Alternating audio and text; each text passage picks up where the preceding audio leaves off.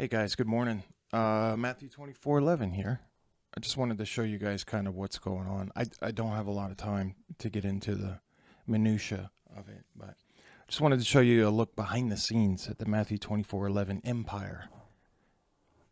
And so last week filed two copyright claims.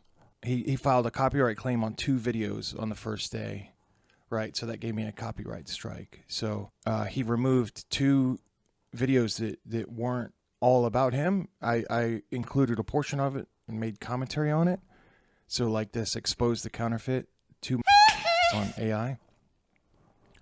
I'm going to start changing these names too. I'm going to change them to 777 Man and the Warlock because I just, people will know who I'm talking about without having to use his name. That'll just be a little bit safer. But anyways, I'm going to show you my response. So my first response, I'm assuming that was AI. It was AI reviewed because it just kicked it back and it said, we're not going to forward it. But these other ones, they actually forwarded to the Warlock. So the first one, false prophecies from the, I used the same rationale. Okay. So the rationale is fair use. Okay. Let me read it. Copyright Act of 1976, by any other means specified by that section, for the purposes such as criticism. Have we been criticizing the Warlock? Yes, absolutely, because he's a massive hypocrite. Comment. We're allowed to comment on his work. Now, I can't take a whole video and just plaster it up there and not give any commentary or just try to pass it off as my own. But you guys know I'm not trying to pass it off at my own.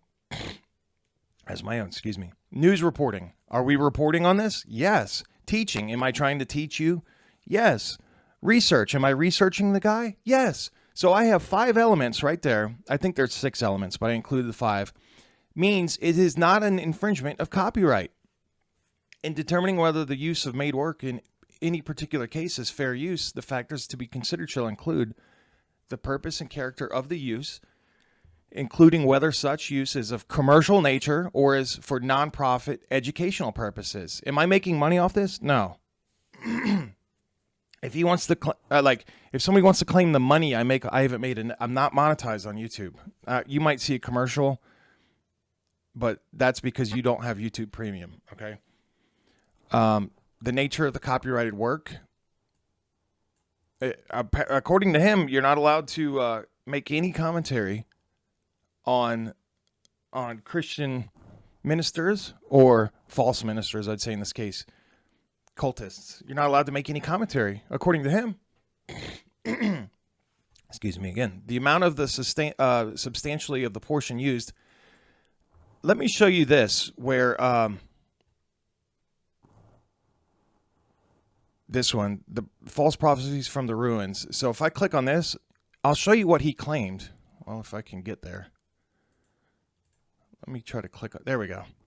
So this one he claimed. Well, I don't know if it's going to let me show you. Sometimes it'll show you. I don't know how to. See details right here. Okay, so he claimed this first portion, right? Which, yes, I used a piece. What is this? I didn't use the whole thing. I spliced through it just to show, right? And then I used this, I put my commentary and transformed it. Get that framing just right. Music crescendo to melt the emotions. Frame just right for maximum emotional impact. And then I put, this is emotional manipulation. He didn't like that. But it is. Except, and then he says, I hope nobody comes out here and sees this except all of you, because he set up the camera and recorded himself falling to his knees crying. It's a scene from a movie. So then I put, this is AI generated. I had a director cut. So he claimed that. And look, so he claimed that portion, right? But I didn't use all of it. I used like seconds leading up to it, okay? And then I made absolute commentary on this and transformed it into the joke it is, that He's pretending to cry for you people, okay? All right, so he claimed that. Now I know how to on the counterfeit the two. Excuse me, something's going around. Oh, the warlock, excuse me, is probably praying for my health to deteriorate. All right, let's see the details. This one, he claimed the entire video. Can you see that? He claimed the entire video. But you know what? I used a portion talking about his AI. Then I put the Microsoft Copilot AI. And then, here's my commentary. Does he get to keep that? Maybe I used too much, okay? That's something to the court. And then I made a commentary on the end. But I didn't use the whole thing. I certainly didn't. Maybe I used too much. And you know what? If he emails me and asks me to remove it or edit it down, okay, we can do that. But he never asked. Maybe that's too much for him. Okay, or excuse me, 777 man. Just email me and ask. Don't be a monster, which is what you're being. Okay? So maybe I used perhaps a little too much of that one. Okay. If that's the case, I think it's fair use. He doesn't think. Maybe he could email me and ask me. He's not going to do that because he wants to bully me around. He copyrighted me the next day, right? So instead of getting one copyright strike on a few videos, I got two. All right, so I'm just trying to take you behind the scenes here. Now, I want to show you what an absolute hypocrite this guy is, okay? So my song about him I made a commentary song about him copywriting me, striking me, right? So then he filed a complaint against me. What was the complaint? YouTube is too vague, right? It just says terms of service. So it's too vague. But this was satire, okay? It was a video about the warlock using his powers to copyright strike me, okay? But he didn't like that. He used YouTube to say it was against terms of service. How? We don't dox him. We're not calling for anybody to harm anybody, right? But I want to show you how much of a hypocrite this guy is. How much of a hypocrite is this guy? Look at this. Taylor Switch. His whole website. He has made videos of her. Look at this. And then I'll try to blur this out, okay? I want to show you what he does. I don't want to play anything. Oh, he's using my video. So let me mute this because I don't want any audio to get out. I don't know if I can mute it from in this window. So, oh look, he's using Taylor's video. And he has a whole website. Now look, he uses all of, I'm going to blur this out. He uses Taylor blank, blank, blank. Married name, maiden name, middle name. He is doxing her. How is the things that I've done to him, like remotely? Then look, this is why this guy is a false teacher, a false minister, a minister of Satan. Because, and I don't say, like, now he's showing private emails that she made to him in his response. Is this what pastors do? I'm being serious. Is this how pastors act? That they, oh, you double-crossed me. I'm going to expose everything about you. This girl made one video 3.5+ years ago. My recorded reply to her cult email. Why would the warlock use her middle, last, and married name? Why would he do that? Because he's using his power and authority to lord power over her. It's abuse. This is intimidation. He has a whole website and videos of her. Oh, wait a minute. I use a minute clip of his and edit it and make commentary on it. And that's against, the hypocritical warlock needs to go run to YouTube and complain. He has whole sections on his website about a young girl. She's a woman now. Excuse me. She's absolutely a woman. But she's probably mid-20s now. 25, 26, 27, something like that. Anyways, Also, real quick, I want to show you this. Like, this is the most disgusting thing he's done, right? So he uses my videos. He uses Taylor's videos. He hasn't shut up about Taylor in over 3 years, you know? And then this one, I believe she's passed away, right? So this was his first wife's lawyer. The man literally put this up and bragged about God striking her down and giving her cancer because she did her job and represented somebody in court. And he was mocking her for getting cancer, and I think she passed away. I'm pretty sure she passed away. Like, why would you show, she's a beautiful young woman here, and then 14 years later, I'm not trying to be too graphic. It's very sad. Okay? But he was chortling about this. Like, and there's the YouTube short of the warlock saying he's praying affliction and against their health by the Spirit over people. Hello, you people think this is a Christian minister? Seriously, what's it going to take to get people to realize that this is not Christian? This is not a Christian minister. Where's my shorts? I'll play this one because it's his word. Which spirit? I just title it simply, which spirit prays this? I specifically prayed that people would begin to be afflicted, and I specifically spoke of sickness and their health. I was led to pray this of the Spirit. So he specifically prays, wait a minute. He specifically and publicly prays for affliction on people, sickness, cancer, disease, unwellness.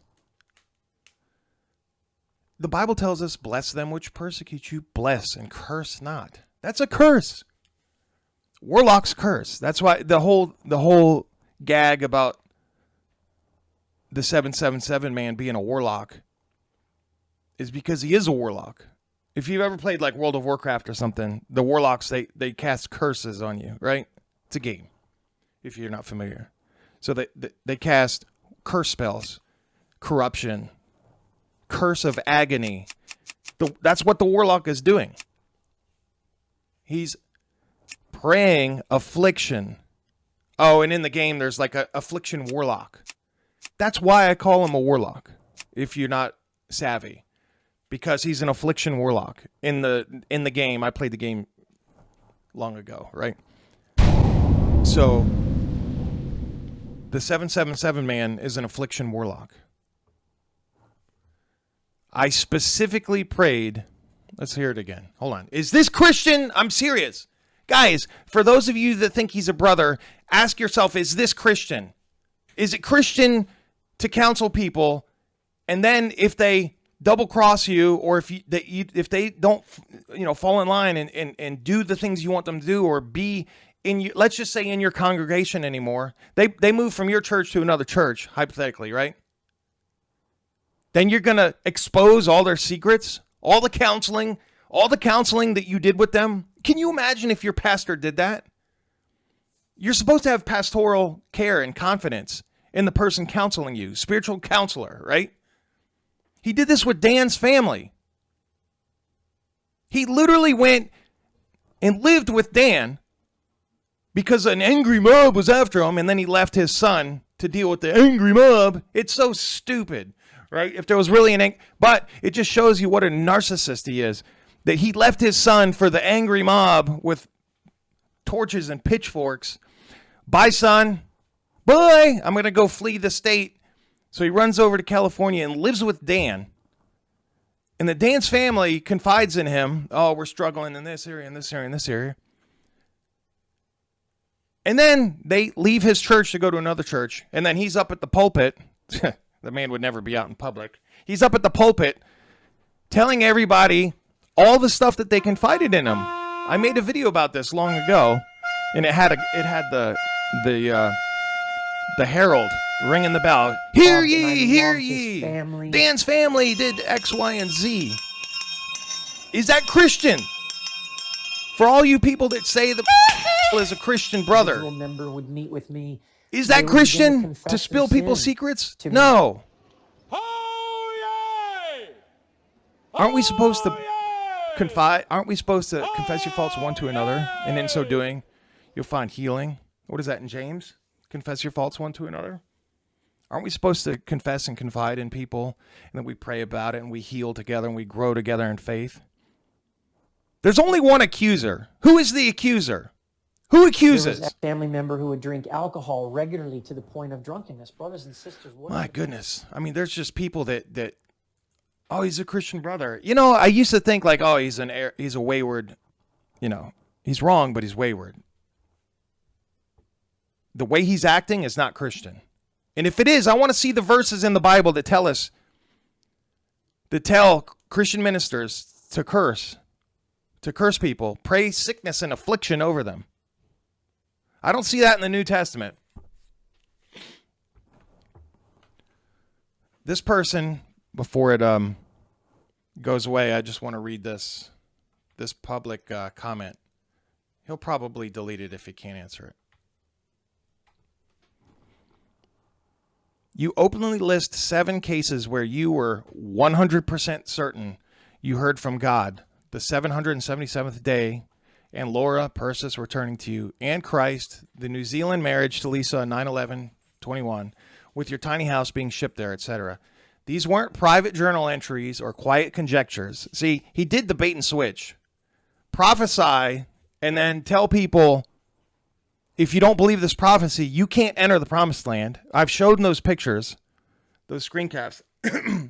If you don't believe this, you don't believe God, he was saying.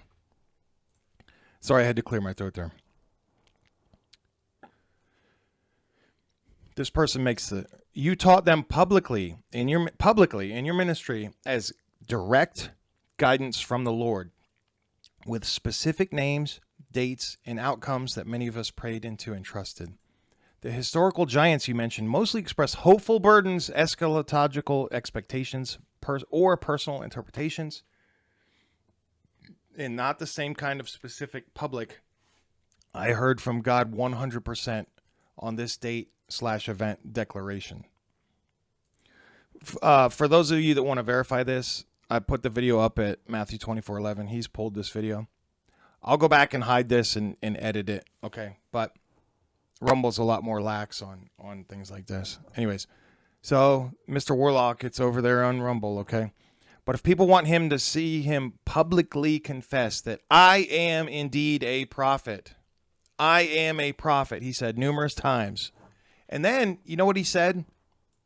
He said, before he released that publicly, he put out a video and he released it to a test group. He released it to Inner Circle test group. And then he said in that video that the test group was very against it, right? Sounds like the Warlock's Bible study group, right?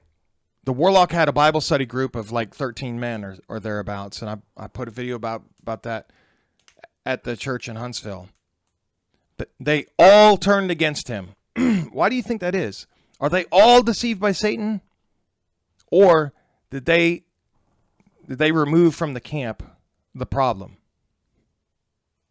So even his own inner circle said, Mr. 777 man, this is not good. You should not put this out. So he said in that video that they didn't like it. And then he says, God needs you to remove or see through a different lens, right? So he's trying to sell it that he is a prophet. He claims to be a prophet. Mueller, Tozer, the Prince of Preachers, names are slipping my mind, but the 7, 8 guys that he listed weren't going around saying, I am indeed a prophet. See the difference there? So my direct question is this. When you publicly shared those 7 things, were you speaking in the name of the Lord on several of them, as Deuteronomy 18 test addresses? Yes, he was. Or were they always presented to your audience as nothing more than fallible personal conjectures? No, he was emphatic. Don't let him rewrite history. You people that are in his camp, you just need to see this. You need to open your eyes.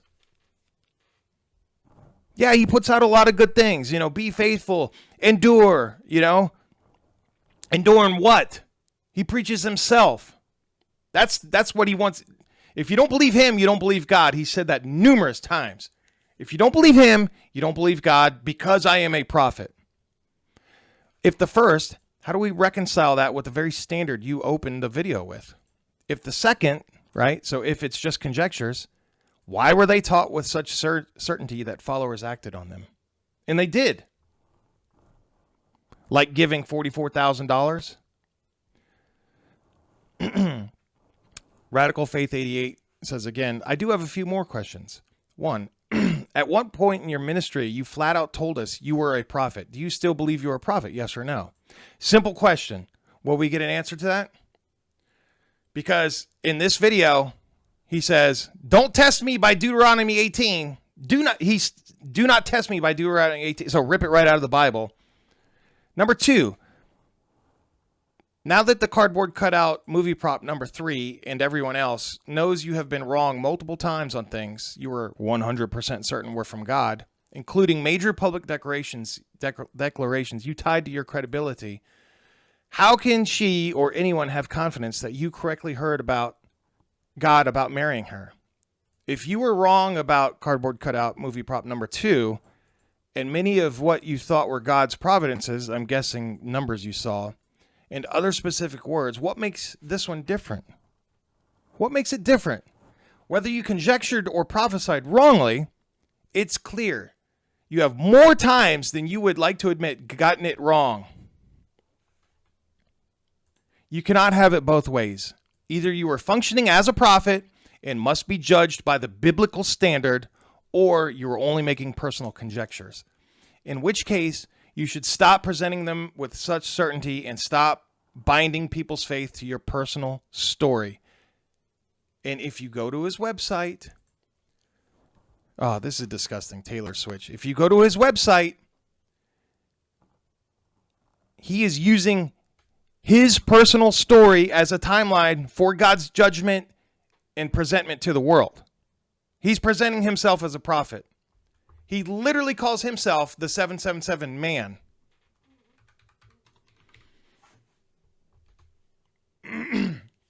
Saying,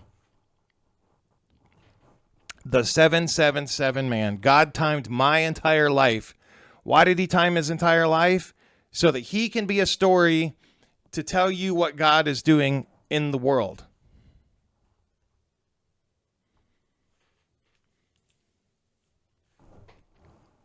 Maybe even admit that you don't hold the office of the prophet.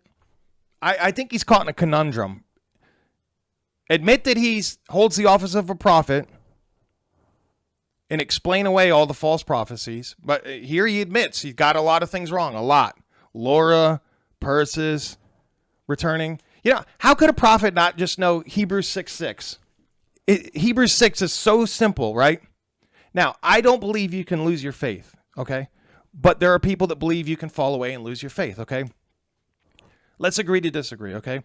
I believe this is a hypothetical, right? In Hebrews 6. However, it doesn't matter. If you can fall away and lose your faith, okay? Or if you can't, if you're sealed until the day, it doesn't. All right, let's just agree to disagree and move forward, okay? Now, Hebrews 6 says, if someone were to actually be a genuine believer and fall away, and they've tasted the richness of God, it's impossible for them ever to come back. Impossible to come back. Because they put Christ to shame a second time. It's impossible. So whether he was conjecturing or he was a prophet here with cardboard cutout movie prop number 2, it doesn't matter, because he doesn't even know his Bible enough to know that Persis can't come back to the faith if she lost her religion or her faith in Christ Jesus. It's impossible. It's impossible for those who once tasted the work of Jesus Christ to crucify him a second time, and that brings shame and reproach on it. God's not going to play this in and out game. You're either born again or you're not. But he was, for months, he didn't know Hebrews 6 existed. He's just completely unaware of it. So at best he's a false teacher, or at best he's a false prophet, or he just completely ignores let's rip out Hebrews 6 just like you did Deuteronomy 18. Huh? Finally, for the times you were actually prophesying and getting it wrong, did you ever apologize to people who didn't believe you? You know, for ridiculing them and causing them to doubt their salvation for not believing you. No. He refuses to apologize, and that's the issue that we have on the Matthew 24:11 empire, network, channel, whatever. You've never apologized, Mr. 777 man. You won't apologize to the people who need it. Personal apologies. Hey, I got this wrong. I led people astray. I preached myself instead of the word of God in Jesus Christ. And many of you have been pushed off into atheist and agnostic land because I got it wrong. I got it wrong is like, if you've ever seen the movie, and I'm not recommending it I'm not a Christian minister, by the way.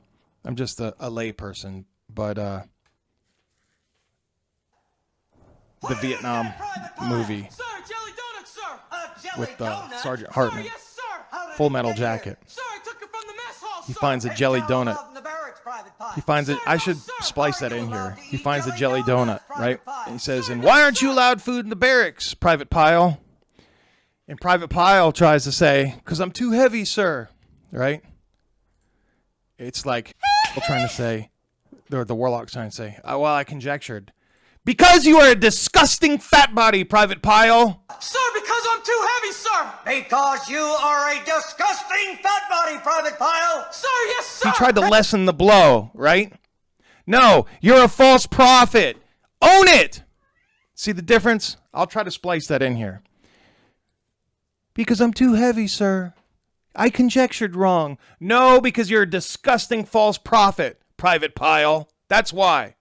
I'm sorry, but like, I know I'm running off many of my own viewers, followers, or whatever with my presentations and commentary, but I'm just tired of pretending and pussyfooting around. I don't think that's a cuss word. About what's at play here. The 777 man, for ever how many people believe the gospel through him, he's pushed off 10 times more, and that's how false prophets win, okay?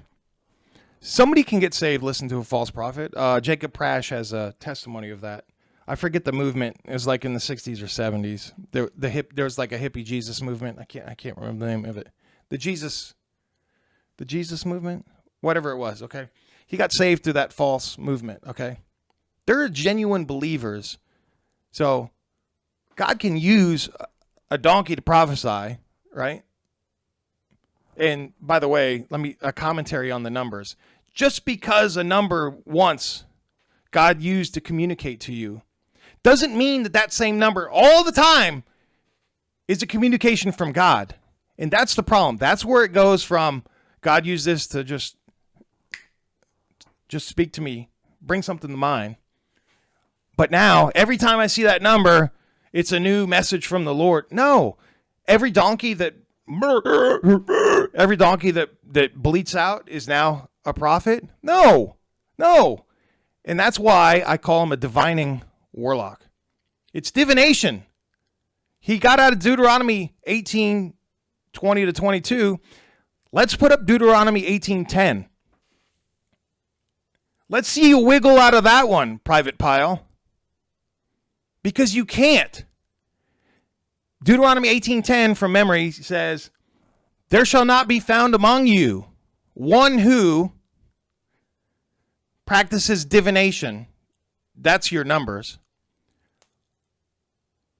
Or, how's it worded? Follows dates and times. And that's all you've become. Numbers and dates and times. That's all you've got. You're the 777 man. I'm the 777 man. No, you're not. You need to apologize. You need to apologize. You need to humbly apologize, and you need to shut off this farce. I know this is how you make your living, right? But you need to go to Home Depot and get a job behind the counter and help people load their lumber into their car. There's a lot of things I need, okay? So I need prayer, guys. I need, I really don't have time for this stuff. But you guys need to take this stuff seriously. You think we're just out here, just because we hate the guy, we want to just beat him up? No. We care about people's souls enough to bang a gong and say, guys, you need to look at this. You need to look at this. Because this man is leading hundreds, if not thousands, down a dark alley. And he's mugging them spiritually. Robbing their wallets. And not apologizing for it. There's no contrition. None.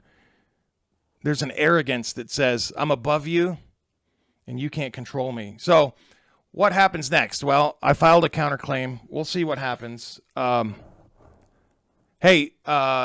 777 man, you're free to, well, don't call me, but text me, email me. We can talk. And let me say this. Last night, I had a dream about the 777 man. And don't mistake me. This isn't a prophetic dream or anything. It was just, I know there's some people that think just because they have a dream, every dream is a prophetic dream, okay? I'm not saying that, but we were on vacation and the 777 man was like following my group. And I gave the 777 man a hug.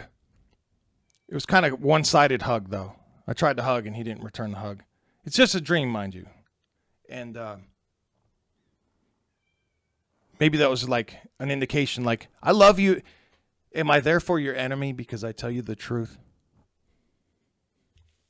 I just wish there was some contrition with the 777 man. But he plays loose and arrogant, and he's a massive hypocrite by striking my stuff, my commentary, my satire. And yet this whole Taylor thing is Taylor's switch. This whole Taylor thing is up on your website. But you're saying that I'm bullying you? You don't think this isn't bullying? That you use her name, her middle name, her maiden name, her last name to try to, her private emails with you. Dude, you don't see how blind the people, how is this okay, people that follow him? Seriously, come into my comments and tell me, how is it okay for him to do this to people, and yet he files YouTube complaints on me? It's hypocritical. It's exceedingly hypocritical. Massively hypocritical. I'll leave it at that, guys. I don't know what to say.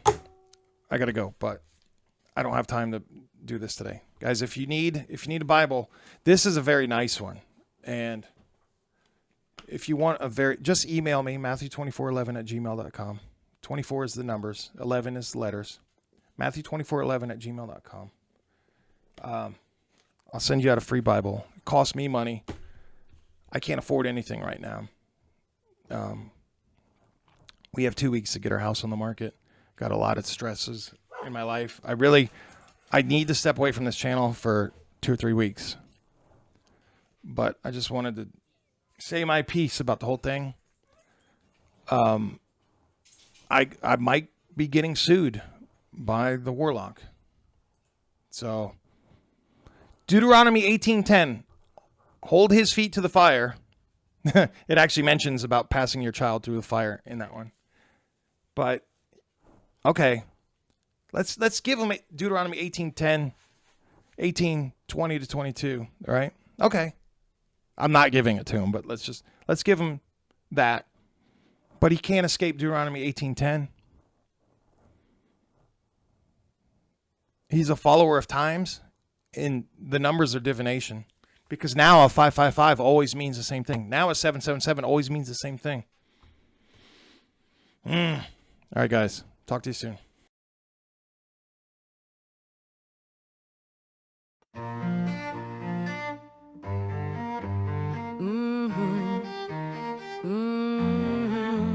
Oh, 777 miles starts to slip.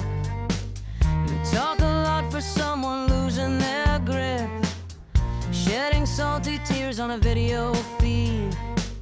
You take more than you ever could need, but the screen won't hide what I saw. No more hiding from the law, checking every single flaw. 777, hypocrisy from heaven. 777, blocking every lesson. You can't take the heat, now you're facing defeat. Face it now, face it now. 777, testing the spirit just like John once said. Cowards always find a place to tread, laughing while the sick are praying for breath, then claiming you're the victim until death. But the screen won't